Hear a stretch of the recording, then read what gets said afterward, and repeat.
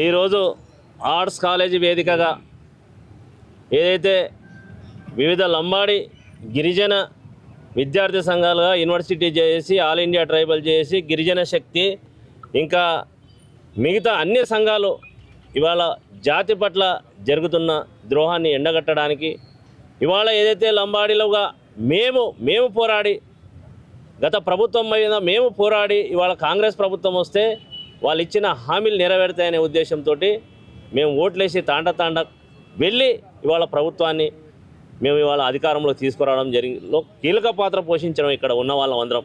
మేము గౌరవ ముఖ్యమంత్రి రేవంత్ రెడ్డి గారిని ఒకటే కోరుతా ఉన్నాం, మీరు ఎందుకు లంబాడి సమాజం మీద ఇంత కక్ష కట్టిర్రు అని ప్రశ్నిస్తూ ఉన్నాం. మీకు అది మీ చేతల ద్వారా తెలుస్తూనే ఉంది, ప్రతి అడుగడుగున తెలుస్తూనే ఉంది. మరి ఇవాళ మీకు మా సమాజం ఓట్లు అక్కర్లేదా? అరే ఒక అధికారి జైలు నుంచి విడుదల కానేలేదు, ఇంకో అధికారిని తీసుకుపోయి జైల్లో పెడుతుండ్రు. మొన్నటికి మొన్న ఆర్టీఓ మహబూబ్నగర్లో కిషన్ నాయక్ని అరెస్ట్ చేసిర్రు. అదేవిధంగా మీ నియోజకవర్గం మీ జిల్లాలో నారాయణపేటలో ఆర్టీఓ పనిచేస్తున్న మంచి అధికారి రామచంద్ర నాయక్ని తీసుకుపోయి జైల్లో పెట్టినరు. నిన్నటికి నిన్న రాము నాయక్ బోనా నాయక్ అనే ఇద్దరు వ్యక్తుల్ని ఎప్పుడో వాళ్ళు సర్వీస్ కూడా అయిపోయింది. ఆ బోనా నాయక్ అనే వ్యక్తిని హౌసింగ్ బోర్డులో అవినీతి జరిగిందని చెప్పేసి వాళ్ళని సస్పెండ్ చేయడం జరిగింది. మొన్నటికి మొన్న మీరే ప్రమోషన్ ఇచ్చిండ్రు ఈఎన్సీగా మోహన్ నాయక్ని.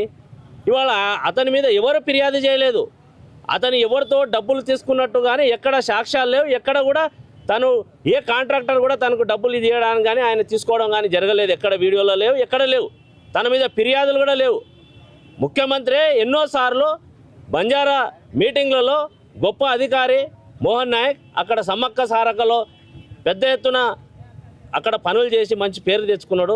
రాష్ట్ర వ్యాప్తంగా కూడా రోడ్లు కానీ భవనాల్లో కానీ మంచి అధికారి, చాలా యాక్టివ్గా డైనమిక్గా పనిచేస్తూ ఉన్నాడని చెప్పేసి మీరే కీర్తిస్తారు. ఒకవైపు మీరే ప్రమోషన్ ఇస్తారు, మళ్ళీ మీరే పైన కూర్చొని పెట్టి కింద మంట పెట్టి ఒక చేతితోటి మీరు తినిపిస్తూ ఉంటే ఆ అధికారులు తింటారా లేకుంటే మాడి మషి అయిపోతారా? అసలు డిఏ కేసు అంటే ఆదాయానికి మించి ఆస్తులు కలిగిన వారు ఎవరన్నా నవ్వుతారండి? ఆదాయానికి మించి ఆస్తులు ఉన్న వాళ్ళు ఈ రాష్ట్రంలో ఎంతమంది ఐఏఎస్ ఆఫీసర్లు ఉన్నారు, ఎంతమంది మంత్రులు ఉన్నారు, ఎంతమంది గ్రూప్ 1 అధికారులు ఉన్నారు?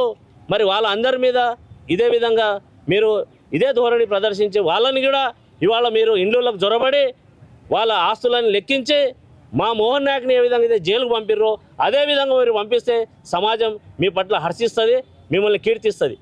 కానీ ఒకటే లంబాడి సమాజం ఐఏఎస్ ఆఫీసర్లని, ఐఎఫ్ఎస్ అధికారులని, ఐఆర్ఎస్ ఆఫీసర్లని అంటే ఈ తెలంగాణలో ఎవరు లంబాడీలు పనిచేయొద్దా చెప్పండి? మరి ఆ విధంగా మీకు నచ్చదా? మరి లంబాడీ అధికారులు ఇవాళ పనిచేయడం నచ్చదా? బానిసలుగా ఉండమంటారా? ఒకవైపు రాహుల్ గాంధీ ఏమంటాడో ఇవాళ మీరు ప్రశ్నించండి, మా ప్రభుత్వం కూడా ఏదైనా తప్పులు చేస్తే మీరు కార్యకర్తలుగా కూడా ప్రశ్నించాలని చెప్తాడు. ప్రశ్నిస్తేనే న్యాయం జరుగుతుంది అంటారు. మీరు కూడా ఎన్నోసార్లు చెప్పినారు, ప్రశ్నిస్తేనే సమస్యలు మా దృష్టికి వస్తున్నాయి. ముఖ్యమంత్రి గారు మేము ప్రశ్నిస్తూ ఉన్నాం, మీకు ఇవాళ మా బాధ పట్టించుకోండి.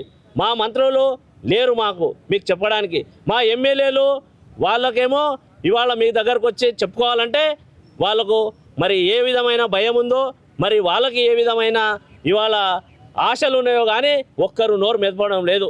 వాళ్ళకు తెలుసు ఇవాళ తాండాలో పోతే సమాజం అంతా వ్యతిరేకంగా ఉందని చెప్పి తెలుసు, వాళ్ళు ఓడిపోవడానికి కూడా సిద్ధమైపోయారు. కానీ మిమ్మల్ని వచ్చి ఇవాళ మాకున్న సమస్యలు చెప్పలేని పరిస్థితిలో ఉన్నారంటే మీరు ఏ విధమైన వాళ్ళని భయం గుప్పిట్లో ఇస్తున్నారు?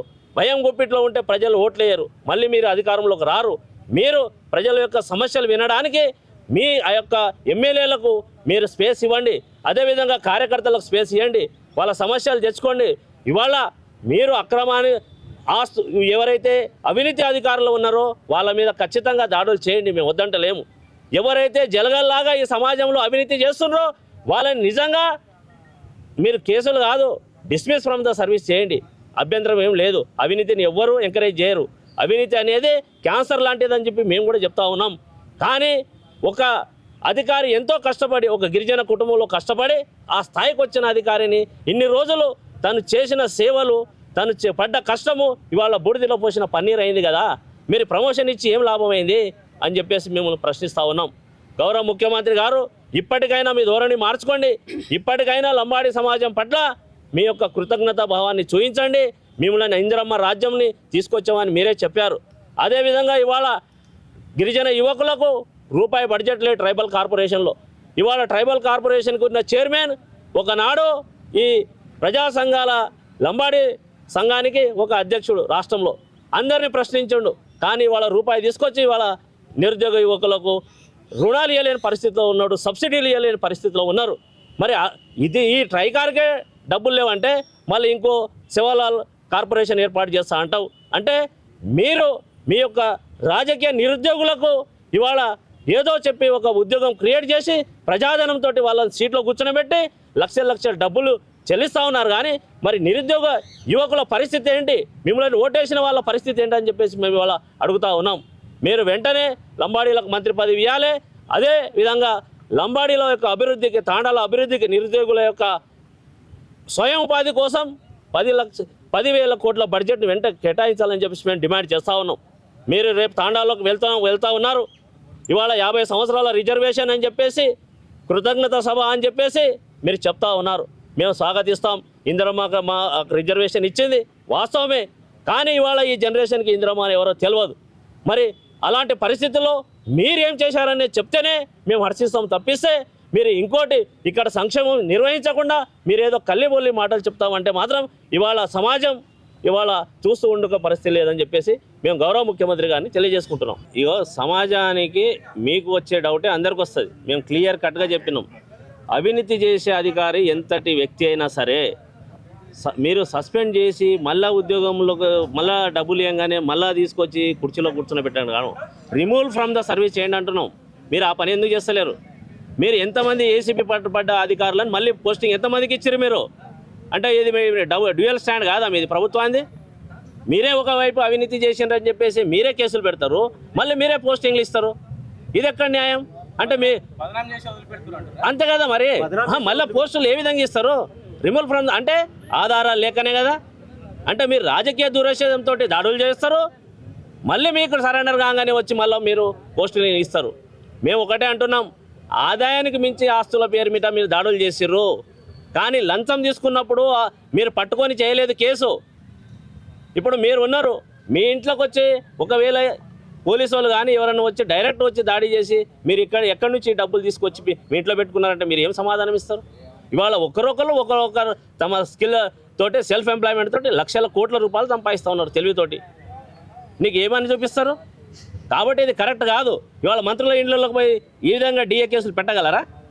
సరే మీకుంది అంత కెపాసిటీ కాబట్టి మీరు ఇవాళ పిచ్చుకల మీద బ్రహ్మాస్త్రం ప్రయోగిస్తారా?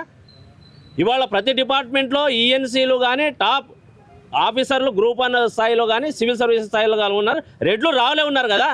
మరి వాళ్ళ మీద డిఏ కేసులు ఎన్ని పెట్టినారు ఈ రాష్ట్రంలో? మీరు వచ్చిన తర్వాతనే, అధికారంలో వచ్చిన తర్వాతనే. అంటే ఎవరు ప్రశ్నించారనా? అంటే ఎవరికి సబ్జెక్ట్ మీకున్న తెలివి ఎవరికి లేదనుకుంటున్నారా? ఇవాళ సమాజానికి మేము మీ ధోరణి ఎండగడతాం, కడుగుతాం, బజారును పెడతామని చెప్పి హెచ్చరిస్తూ ఉన్నాం.